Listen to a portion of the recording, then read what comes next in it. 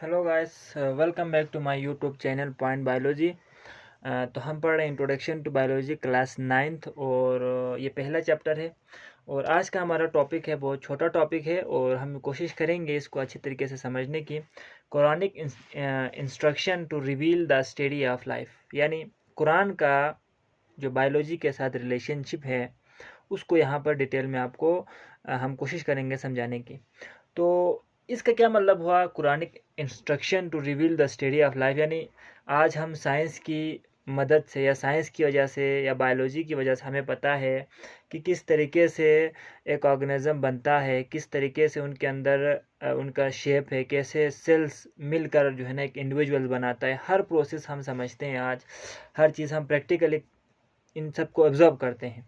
लेकिन इन सब के बारे में जो कुरान में है, आज से 1400 साल पहले कुरान में इन सब का जिक्र पहले से मौजूद था। इस टॉपिक का ये मतलब है कि आज जो हम साइंस की मदद से 21st सेंचुरी में ये जब चीज़ें हमें मालूम पड़ी है, आज से 1400 साल पहले कुरान में ये जो इन टॉपिक्स के बारे में बताया हुआ था। जैसे कि हमारे पास कुरान का एक आयत है जिसका मैं तर्जुमा आपको बताऊंगा। इसमें कहते हैं कि we made every living thing from water.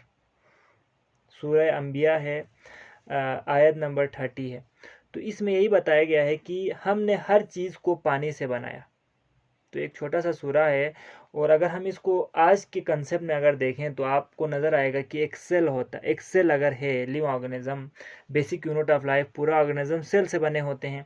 तो उस सेल के अंदर आपको तकरीबन 70% क्या मिलेगा, पानी मिलेगा। उस सेल के अंदर पानी मौजूद होता है, ठीक है। और ये भी कहा जाता है इवोल्यूशन के कंसेप्ट में कि जो सबसे पहला जो लिविंग ऑर्गेनिज्म बना वो बना था पानी के अंदर। फर्स्ट जो ऑर्गेनिज्म है, पहला जो जानदार वजूद में आया था वो पानी के अंदर वजूद में आया था। तो इसका क्या मतलब हुआ कि अल्लाह ताला ने खुद कहा है कि हमने हर चीज़ को पानी से बनाया है।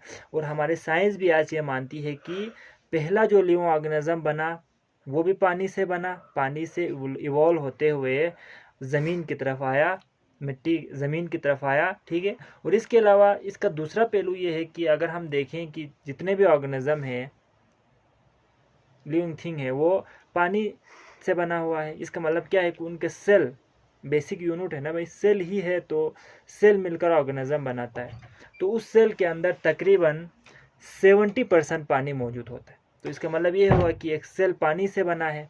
और अल्लाह ताला भी यही फरमाता है कि हमने इंसान को या हमने लिविंग ऑर्गेनिज्म को पानी से बनाया। तो ये आज से 1400 साल पहले कुरान के अंदर मौजूद था। इसी तरह मैं एक और आयत का आपको तर्जुमा बनाता हूँ जिसमें ये बता रहा है, अल्लाह ताला इरशाद फरमाता है कि he made man from clay like a potter. सूरह रहमान आयत नंबर 14। इसमें यह है कि वो ये कहता है, अल्लाह ताला इरशाद फरमाता है कि he made man from clay. अब ये आपने ये पॉइंट इसमें क्या कह रहा है, अल्लाह ताला इरशाद फरमाता है कि हमने इंसान को क्ले से बनाया, मिट्टी से बनाया, ठीक है। और अगर हम इसको साइंस की पहलू से देखें, साइंस आज हमें क्या कहती है, साइंस ये कहता है कि जितने भी जानदार है वो पहले किस में वजूद में आया था, पानी से वजूद में आया था, जैसे कि मैंने पहले कहा। अब साइंस ये कहती है कि वो पानी क्या था, वो फ्रेश वाटर नहीं था। वो कौन सा पानी था, जो कि बना था क्ले के अंदर। अब क्ले क्या होता है, हमारे पास ये एक ऐसी मिट्टी है जिसमें किसी ने मतलब तकरीबन 50% इसके अंदर क्या होती है, पानी मौजूद होता है, ठीक है। 50% पानी 50% मिट्टी होता है, तो उससे क्ले बनता है, ठीक है। तो साइंसदान भी इस बात को मानते हैं कि जो पहला लाइफ वजूद में आया था वो मिट्टी से बना था, वो क्ले से बना था, क्ले से वजूद में आया था, ठीक है। और अल्लाह ताला ने क्या इरशाद फरमाया, अल्लाह ने फरमाया है कि हमने इंसान को मिट्टी से यानी क्ले से बनाया है, ठीक है। तो अब इंसान भी हमारे पास लिविंग ऑर्गेनिज्म में आता है। तो अगर हम इसको ब्रॉड सेंस में ले लें तो इसका मतलब यही हो गया कि जितने भी ऑर्गेनिज्म हैं वो सब क्या किस से बना है, क्ले से बना है, ठीक है। तो इस तरह से साइंस किसी न किसी तरीके से कुरान की इस सूरह से रिलेट कर रहा है, जिसको अल्लाह ताला ने 1400 साल पहले हमें बताया गया था। इसमें बहुत सारी निशानियां मौजूद थी, ठीक है। तो ये हमारे पास है। इसके अलावा एक और आयत है डेवलपमेंट के हवाले से, जिसमें अल्लाह ताला ने इरशाद फरमाया है कि then fashioned we the drop of cloth, then fashioned we the cloth a little lamp, then fashioned we the little lamp bones, then clothed the bones with flesh। सूरह अल-मोमिनून आयत नंबर 14।